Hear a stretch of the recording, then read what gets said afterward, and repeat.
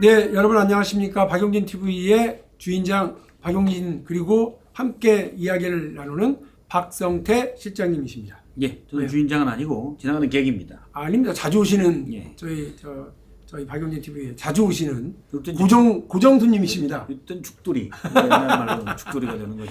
예, 박성태 실장님 오늘 우리가 이제 탄핵 특집 방송 제 16화의 세 번째 이야기를 나누고 있는데요. 예. 그래도 국회의원인데 말이죠. 우리 국민의힘의 서천홍 의원 공수처 선관위 헌재 까부수자 뭐 이런 구호 이거 학교 다닐 때도 이런 극좌 집회에서도 이런 얘기는 잘 못 들었던 것 같아요. 했긴 했어요. 국자 했어? 네, 약간 때려부수자. 때려부수자. 타도 노무현, 노태우 정부. 타도 노태우, 해체민자당. 했잖아요. 그렇지. 아니 그건 그렇게 했지만 때려부수자. 그것도 하긴 했어요. 그래요? 저 어렸을 때 한 것 같아요. 저는 그래도 실제 때린 적은 없습니다. 근데 참 이게 그 헌법기관 본인 각각 개개인이 헌법기관이라고 되어 있는 국회의원 입에서 이런 얘기가 나오니까 좀 경악스러워요. 아니 대학생은 해도 돼요. 대학생도 진 생각해 보면 아유 그죠. 때려주자. 말로는 뭘 못해요. 말로는 할 수 있는데 국회의원이 집회에서 이런 얘기를 했다. 친구랑 둘이 몰래 술 먹는 자리도 아니고 이건 안 돼야 됩니다. 때려 부심을 당해야 되는 말이 아니라 이런 사람들을 국회로 받아들이는 우리나라의 정당 후보 추천 시스템 자체가 경남 문제예요. 사천 하동 남해. 아 진짜? 네, 지역구 국회의원. 그 좋은 동네에서? 그러니까요. 아이고 이거 찾아봐야겠습니다. 이게 이태시 안 되는구나. 폰으로 맞을 거예요. 근데 경기 경찰청장 출신이에요. 경기 경찰청장이면은 남해 사천 하동. 남해 사천 하동. 예. 제가 참 좋아하는 여행지고 여행지. 포근한 지역이고요. 먹을 것도 많고. 예. 얼마 전에 어머님 아버님 모시고 남해 군 보리암 금산 보리암도 갔다 왔는데 여행 맞습니까? 예. 맞아요. 사천 남해 하동 당협위원장 제37대 경찰대학장 1961년생 출생은 남해군 창선면 서대리 지역구가 그쪽이시군요. 예. 근데 어쨌든 뭐랄까요? 그 약간 놀랍네요. 그 이런 발언 하시면 안 됩니다, 서천 의원님. 이런 본인이 혹시 흥분해가지고 정신줄을 놨다고 하셔도 이 부분에 대해서는 두고두고 책임지셔야 됩니다. 같은 국가기관이고요. 야당 의원님도 아니시잖아. 여당 의원이 무슨 국가기관을 까부시자는 얘기를 이렇게 하십니까? 그렇죠. 근데 보면 이분만 이러는 게 아니야. 그 국민의힘의 주류 여러 의원들 예. 그야말로 떼거지로 가셨더라고요. 구구 집회. 거의 50명 갔고요. 네. 저기 나눠서 갔죠. 어디 양쪽으로 나뉘어서 다 간 사람도 있다고 광화문도 보던데. 가고 여의도도 가고 재밌는 게 광화문 간 사람들이랑 광화문은 전광훈이 했고 네. 여의도는 소년부가 했거든요. 세이브 코리아. 네, 세이브 코리아 부산 세계로교회 거기서 했는데 전광훈 목사가 여의도 간 사람들이 뭐라고 했어요. 아니 자식들 말이야. 나한테 애들 나랑 같이 하자고 막 그러더니 저기 가고 사람도 얼마 안 모였다 뭐 이런 식으로 둘이 경쟁해. 둘이 세블리기 경쟁을 하니까 제가 엊그제 얘기했듯이 전세버스 불렀고 서로 많이 데리고 오는 거예요. 세블리기 하려고. 내가 구구의 일장이다. 이걸 보여줘야 되거든. 그러다 보니 지금 10만 명 넘게 보고 그러는 거예요. 근데 탄핵 집회 관련 이제 찬반이 안 했잖아요. 조선일보 보도 반탄핵 반대 15만 찬성 3만 몰렸다 이렇게 딱 쪼개졌다 이렇게 했고요. 그 중앙일보는 탄핵 반대 집회 12만 예. 찬성 집회 2만 그리고 또 이제 일부 보도에서는 이거 보니까 탄핵 그 반대보다는 찬성이 너무 조금이다. 예. 약간 그 은근히 이렇게 조성하는 그런 것도 있어요. 이 숫자 비교 어떻게 보세요? 제가 뭐 얘기했지만 이거는 순전히 전세버스의 힘이다. 지난번에 저 윤석열 탄핵 수출할 때는 막 100만씩 여의도에 자발적으로 일산에 저희 집이 100m 움직이는데 네. 거의 1시간 걸려요. 1시간. 저희 딸이 일산 쪽에서 버스를 타고 여의도로 가려는데 그럼 이제 타는 버스가 있어요. 1082번이라고 당산에서 내려서 걸어가야 돼요. 일산 사세요? 예. 일산은 아니고 근처 살아요. 예. 일산보다 조금 더 보수한 동네가 있어요. 예. 근데 그 버스를 타려는데 종점부터 꽉 차갖고 오니까 토요일 날 이 버스를 못 타는 거예요. 알잖아요. 사람들이 다 거기 가려고 입석이 그러죠. 안 되니까 요즘은 종점까지 가야 그 버스 타고 거꾸로. 토요일 날 탄핵 그 소추 박근혜 윤석열 탄핵 주권을 집회할 때 그때 그랬어요. 지금 여기는 종교 단체가 주도를 해요. 사랑제일교회와 부산 세계로회. 그러면 정말 이상한 교회 사이비일수록 한 뭐 2, 3만 명씩 신도들이 있는 사람이 있거든요. 이분들이 많이 온다라고 보는 이제 거죠. 저는 이 얘기 이제 들으면서 옛날 얘기 하나 기억났어요. 웃긴 얘기인데 저기 12대 총선 신민당 돌풍이 불었잖아요. 84년이지. 그리고 되고 나서 신민당이 갑자기 이제 막 압승으로 야당 통합을 시켜내고 막 이러고 있는데 그때 이제 그 같은 연금 중인 이제 DJ 쪽에 YS 쪽에서 개헌 민추를 만들었잖아요. 그래서 이제 그 직선제 개헌 전국민 서명운동을 하자. 좋다 이렇게 됐어요. 그럼 어떻게 하려고 DJ가 그걸 아주 구체적으로 계획적으로 좋아하시니까 DJ가 막 해갖고 100만 명 이름 붙이자. 직선제 개헌 100만 서명운동 100만 국민 서명운동 딱 한 판씩 하자고 계획서 딱 보냈더니 YS가 받아보더니 100만이 먹어? 누가 이게 100만이 쪼잔하게 천만 원 딱 해라고 딱 보냈더니 그 DJ가 보고 아니 100만 1000만 원 너무 많은 거 아니야? 500만 원 좀 줄일까? 그래가지고 다시 보냈대 수정이가 YS가 명언을 치아라 누가 세라 이렇게 보낸 거야. 그러니까 그래가지고 그거 기억나요? 직선제 천만 개헌 시민 국민운동 본부 현판식이야. 지금 천만이 됐구나. 그러니까 DJ가 꼼꼼한 분위기인데 YS가 그 말이 맞지? 그걸 누가 세? 누가 세? 누가 세겠어? 그러니까 치아라 막 이렇게 했단 말이야. 327만 5,764명. 그러니까 또 혹시 물 어디? 마찬가지인 거예요. 그러니까 숫자가 많으면 그러면 이기느냐 그게 아니라 개헌이 대세인 거야. 그러니까 전두환 일당이 그걸 그렇게 틀어막으려고 난리가 났던 거고 현판식 이름을 10만 서명 운동이라고 해도 똑같이 탄압하고 1000만이라고 해도 똑같이 탄압하는 거야. 왜냐면 탄핵 찬성 집회는 이게 너무 뻔하니까 지금 갈 필요가 없는 거예요. 사실 이미 결정 났다고 다 보는데 났잖아. 탄핵 반대 집회는 안 되니까 막 하는 거고 탄핵 소추 때는 국민의힘이 막아서서 이거 안 될까봐 시민의 압도적인 힘으로 보여준다 해서 필요성이 간 거고 그렇죠. 이제 다 끝났어. 탄핵 돼요 그냥. 그러니까 굳이 나가서 뭐하냐. 그래서 안 나가는 거야. 처음에 우리 그래서 동네 광장에 모인 사람 숫자로 판단해서는 절대 안 된다. 이걸 꼭 똥인지 된장인지 맛을 봐야 또 그런 과격한 얘기는 안 하셔도 죄송합니다. 제가 기타 강습을 받는 미아역 부분에 그 레코드 가게가 있어요. 네. 우리 아주 오래된 저 선배가 하시는 데인데 기타 연습 받아요. 기타 강습 받아요. 근데 이제 거기 예. 잠깐만요. 그래서 이제 하고 있는데 그 앞에서 사랑제일교회 그 자유통일당인가? 그게 와가지고 거기서 와가지고 이제 당번 안 해주고 막 집회 모이자고 예. 그랬는데 탄핵 그 앞두고서 그러니까 탄핵 소추 앞두고서는 그 사람들이 할 때 정말 시민들이 지나가면서 야 이 미친 인간들이라고 해서 막 욕을 하면 지나갔거든요. 근데 얼마 전에 그분들이 3.1절 때 다 모이자 네. 1000만 모여야 된다 할 때 여기서 또 1000만이 나오네. 1000만 모이자 할 때 시민들이 그냥 그래 고생이 많다 알아서 해라. 아무도 시비도 안 걸고 관심도 없어요. 그럼요. 이제. 제가 근데 그런 게 반영돼서 전국의 숫자가 지지자들이 나오거든요. 다 광장에 한 곳에 모이면 숫자는 많죠. 그렇다고 그러면 이게 다수냐? 국민의 절대 아니에요. 상식은 아니에요. 그럼요. 예, 그래서 아까 말씀드린 것처럼 YS 전 대통령이 1000만이라고 걸든 뭐 꼼히 따져서 100만이 가능하다 해서 100만을 걸든 그거는 별 의미 없다. 의미 없다. 마찬가지로 지금 15만이든 12만이든 그것도 별 의미 없다. 사실은 구구가 국민들의 마음은 구구가 정해져 최소한 있다. 2, 300만 명 예. 되는데 거기서 10만 명. 그렇죠, 그렇죠. 근데 이제 국민들의 시선은 국민의 힘이 계속 저렇게 갈 것 같지는 않다. 예. 그럼 언젠가는 저게 확 돌아설 텐데, 이제 아마 탄핵 인용 결과가 나와서 파면이 되면 그걸 놓고서 뭐 한 2, 3일은 뭐 울고불고 난리치고 뭐 헌재에 대해서 비판, 규탄 하겠죠. 그러나 대한민국의 어쨌든 제2당인데 여기가 불복한다, 장애투쟁한다. 그래서 우리는 대선이고 뭐가 없다. 이렇게 가지는 않겠죠. 그렇죠. 예, 그러면 이제 그 조기 대선 준비로 확 전환할 텐데 저는 올 초부터 계속 얘기한 게 국민의힘의 태세 전환은 예정돼 있다. 예정돼 있다. 라고 올 초부터 계속 얘기를 했어요. 왜냐하면 누가 지금 당을 주도하고 있냐? 권성동, 권영세예요. 권성동, 권영세. 이분은 얼굴이 두껍죠. 예. 권성동 의원이 얘기하잖아요. 얼굴이 두꺼워야 된다. 본인이 가장 언행 일치를 보이고 있어요. 근데 권성동 의원이 그런 뭐 완전 구구에 사로잡힌 사람이 아니에요. 기후주의적이고 나름 제가 이분들은 작업을 할 줄 아는 분. 자꾸 뭐 아시죠? 객과 포유류에 이렇게 비대해서 좀 죄송하긴 한데 여우 같은 사람들이라고 자꾸 그러잖아요. 네. 이분들 확 전환할 수 있는 분들이긴 하죠. 그렇죠.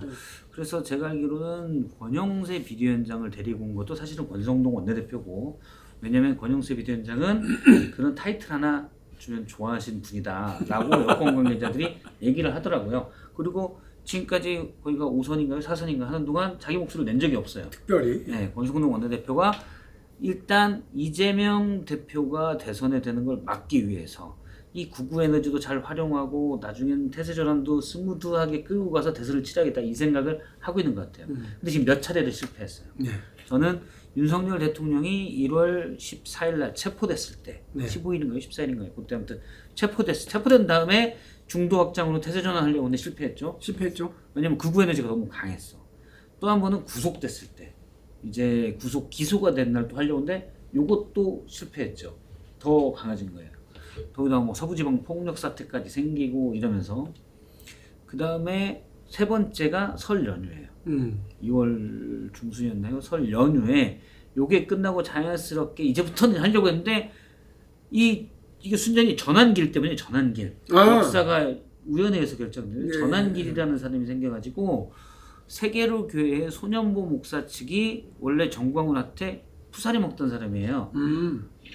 저기 광훈이 형 우리 같이 할까? 했더니 정광훈이 니네끼리 해. 넌 씨 어디 올라타려고 그래. 처음에 내가 너 같이 해줄 테니까 뭘 도와줄래? 너 내 말 잘 들을 거 했더니 그 소년보 목사가 그것까진 좀 그런데 이렇게 하다가 전환길이라는 어떤 하나의 아이콘을 갖게 된 거죠. 그렇죠. 극우의 아이콘. 네, 그렇죠. 네, 그래서 말도 이 사람은 그럴 줄 사실은 알고. 역사 강사지만 역사에 대해서 잘 모르는 사람이거든요. 제가 볼 때는. 그러니까 오해도 많이 하는 것 같고. 예.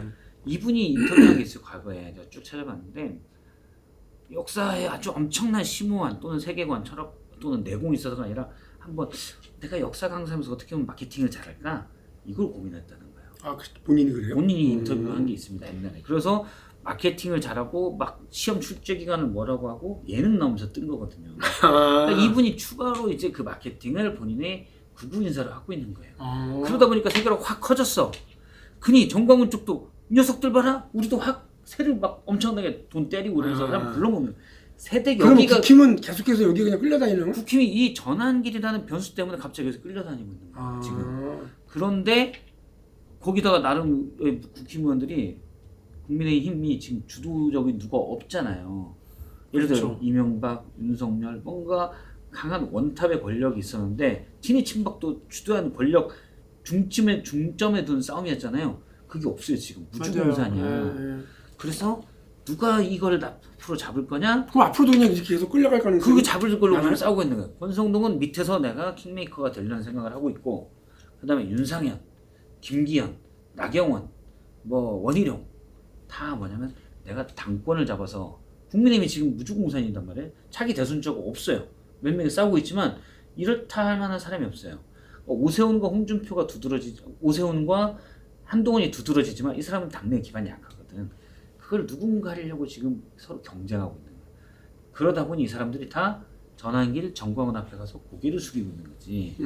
지금 그런 양상이거든요.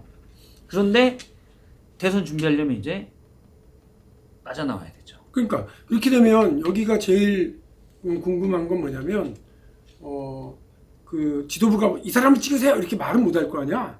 그러니까 누구에겐가 유리한 방식으로 경선 방식을 바꾸거나 그 경선 일정 자체를 조정하거나 이런 정도잖아요. 지금은 지도부는 오세훈 쪽이에요. 아 왜요? 오세훈 쪽에서 그러던데.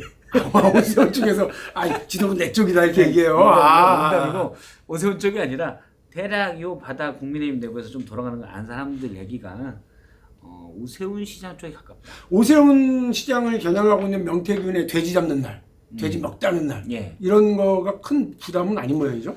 부담은 좀 되는데 아직까지 이렇다 할 건 없어요. 명확한 뭐 거. 있으면 의심이 벌써 되는 나왔을 거는 거다? 이미 가장 큰 의심이 되는 거는 김한정 씨가 후원회장격인 김한정 씨가 3,300만 원을 명태균 씨한테 보냈다. 검찰이 압수수색을 해가지고 갑자기 화가 뭐 올라오긴 했어요. 근데 만약에 이제 김한정 씨는 사실은 여권을 보고 준 거다. 오세훈 시장을 보고 준 게 아니고 오세훈은 몰랐다. 오세훈이 몰랐다고 하면 사실은 큰 문제는 없을 수도 있거든요. 그래서 현재는 그거 갖고 싸우고 있는데 네. 제가 볼 때는 아직은 결정타는 아니다. 근데 오세훈 시장의 결정타는 더 큰 게 있어요. 뭐요? 뭐 다른 결정타가 아니라 본인의 스타일이에요. 스타일. 스타일? 대선 주자면 강력한 메시지와 스타일 선이 있어야 되는데 오세훈 시장이 그게 태생적으로 좀 약해요. 그러니까 양쪽에 계속 간을 봐. 그러니까 한동훈이 가진 장점이 뭐냐면 선이 좀 굵거든요. 그래요? 오세훈 시장이 그게 좀 얇아요. 그래서 그게 좀 약하다. 근데 한동훈 대표가 만약에 대선주자가 되고 당을 장악하려고 한다 그러면 어떻게 되겠어요?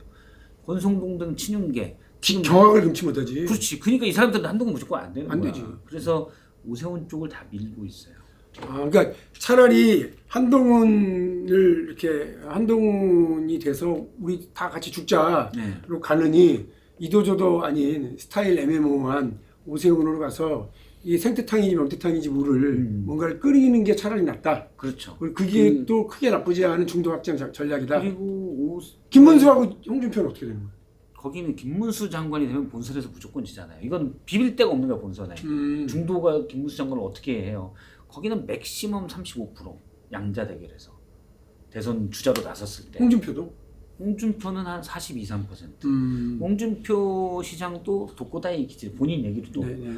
제가 저번에 한번 봤는데 그 100분 토론에서 끝나고 뭐 그런 얘기를 하더라고요. 지금은 매일 국민의힘 의원들을 만나고 있대요. 매일 한 명씩 네. 가서 왜냐면 자기가 원내 세력이 너무 없어서 설득하느라고 나 좀 도와줘 만난다는 거예요. 그리고 한 명 1대1로 만나면 그것도 좀 자기의 그 정성이 아니니까 1대1로 바쁘겠네. 바쁘죠. 1대1로 만나는데 뭐 마지막에 만난다고 그 독고다이 기지 뭐 이분이 홍준표가 변했나 하겠어요. 급하니까 이렇게 하는구나 이렇게 하겠죠.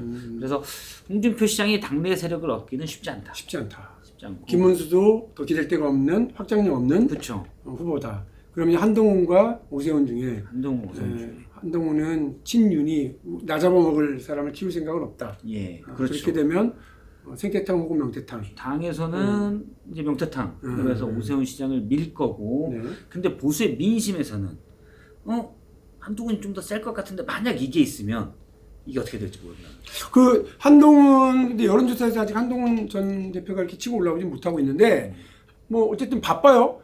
그 한동훈 전 장관이 뭐 책을 냈어요. 예. 예, 책을 냈고 이게 또 이제 나름 팬덤이 있는 사람이니까 책을 많이 이제 팔았던 것 같고 그리고 유승민 우리가 잊고 있었다. 유승민 장관도 뭐 이렇게 장관인가 유승민 전 의원도 이렇게 적극적으로 방송 출연도 하고 뭐 이렇게 행보를 하고 있는 강연도 하고 그러고 있는 것 아닙니까? 근데 오세훈 시장도 그 책을 또 낸다고 그러고요. 예. 예. 뭐 일각에서는 오세훈 시장이 정말 대선 나와 명태균 리스크도 있는데 한 달 전부터 제가 얘기해서 무조건 나와요. 준비 거기가 엄청 하고 있어요. 그래요? 엄청 나오고 유승민 의원이 좀 안타깝죠. 나름 이제 합리적인 목소리를 내고 저는 정치인이 우리 박용진 의원님도 그렇지만 욕먹을 수도 있어야 되거든요. 그러니까 자신의 철학과 소신에 대해서는 너무 이렇게 막 민심만 쫓는다고 해서 그게 잘못된 부분도 막 따라가고 어떤 선동에 막 그런 나서기보다는 그럼요.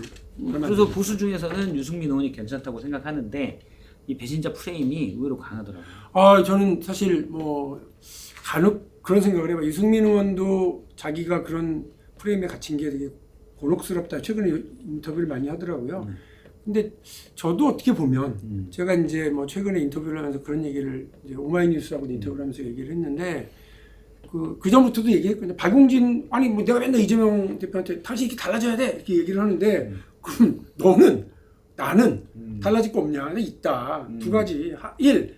박용진은 왜 같이 하는 동료가 없냐? 왜 세력을 만들지 못하냐? 세력이 없냐? 왜 네 맘대로 막 너만 잘났냐? 너만 온톱이냐? 이런 거에 대해서 아프게 받아들인다. 이거를 형성하려고 한다. 두 번째는 박용진과 이 지지층 무슨 뭐 배신자까지는 아니지만 뭐 수박이네 어쩌네 뭐 이렇게 조롱하는 사람들 이 사람도 잘못됐죠. 그러나 그 지지층과의 불화를 겪는 거 박용진이 어쨌든 이거를 빠져나가든지 이거를 그 불화를 좀 낮추든지 마찰 개수를 낮추든지 이렇게 하는 것도 내 역할이고 불화를 겪는 게 내 책임이다 이런 생각을 해요.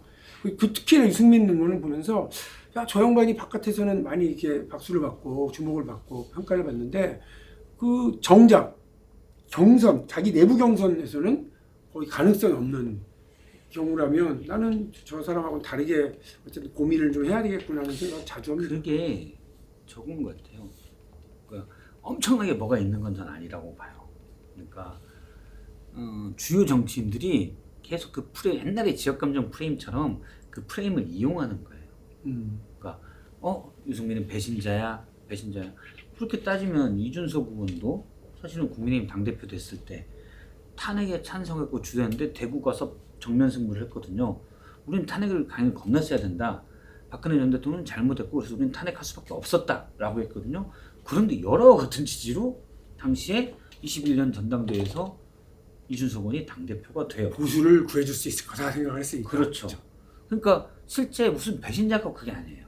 이 유승민 의원한테 더 큰 건 사실은 다른 사람이 배신자라고 낙인 찍어서 저 사람이 세력을 못 만들 거야라는 이 프레임이에요. 배신자라기보다는 너도 나도 저 사람을 배신자라고 생각할 거야. 나는 이 프레임. 코끼리 생각하지 말아서 코끼리가 돼버리는 거죠. 그거를 벗어나야 되는데 그러려면 사실 주변의 도움들이 좀 필요하거든요. 그래서 주호영 의원이랄지 다른 중진들이 우리의 제일 강력한 무기는 유승민입니다. 이번 선거에서 만약에 그러면 벗어날 수 있어요. 근데 이분들이 쫄아서 그 해결을 못하는 거예요. 이준석은 그래도 가서 했으니까 먹고 갔죠. 다시 그 분이 뚫고 나갔죠. 근데 유승민 의원은 그 정도는 사실은 좀 안 되는 것 같고 본인 그래요. 스스로 타개할 만큼. 지금 뭐 우리가 유승민 의원 걱정하는 프로그램은 아니니까. 네. 맞죠. 근데 좋은 뭐, 지적입니다. 예, 잠깐 제 고민도 말씀을 드렸습니다만 어쨌든 국민의힘이 태세 전환을 할 거다. 지금은 약간 바보처럼 굴지만 언제까지 저러진 않을 거다. 그들도 그들이 어떤 상황에 처해 있는지 객관적으로 이해하고 있다. 이렇게 이야기를 우리가 이제 진단을 맞추고요. 민주당도 좀 긴장해야 될 게 만약에 유승민, 뭐 안철수, 이준석에서 연대에서 나온다. 아하. 그러면 약간 파워풀해질 수가 있습니다. 그러니까 근데 뭐, 저는 태세 전환을 거의 99% 했는데 지금 극우 에너지가 너무 계속 세서 특히 전환기라는 변수 때문에 세져가지고 국민의힘의 그 권성동 의원이 나름 영악하더라도 그러니까 나는 저쪽에서 손 못 댈 정도가 될 수 있다. 이렇게 나오면 진짜 위기일 거다 이런 생각이 있어요. 예를 들면 이제 오세훈 정도가 나는 그 연합 정권을 만들려고 그런다. 그러니까 보수 연합이다. 그렇죠. 어떻게 하냐? 한동훈도 총리 앉히겠다. 뭐 이준석은 뭐 장관 이렇게 하겠다. 뭐 혹은 서울시장을 나눠주겠다. 뭐 그러니까 뭐 나눠 먹는 이런 방식은 좀 웃기겠지만 유승민도 등용하겠다. 안철수랑 함께하겠다. 이렇게 해서 하고 윤석열 대통령의 임기까지만 내가 할게. 그리고 총선 때 이렇게 관둘게라고 하는 거를 그러면 국민들이 어차피 보수한테 맡겼던 5년을 하겠다는 얘기네. 그리고 저기 좀 안정적으로 하려고 그러네. 이렇게 바라보게 되면 뭐 여기는 막 독주하고 혼자 갈 것 같고 다 할 것 같은데 이 약간 그런 걱정도 불러일으키면서 저쪽에 좀 주목도를 높이는 그런 일종의 보수연합 효과가 있지 않을까 하는 그래서 우려는 지금 있어요. 한동훈 대표가 얼마 전에 TV조선 인터뷰에서 네. 이재명이 대통령 안 되게 하는 거라면 우리가 뭉쳐야 된다. 나는 그 일을 해서 거기를 피관일을 하겠다라고 했어요. 그게 일단은 광장에서 극우들의 목소리를 껴안겠다라는 메시지로 일단 해석이 되지만 좀 더 나가면 그런 식으로 그렇죠. 보수 대연합을 그러니까요. 얘기하는 수도 있거든요. 제가 걱정하는 그림 저쪽의 그림이기는 합니다.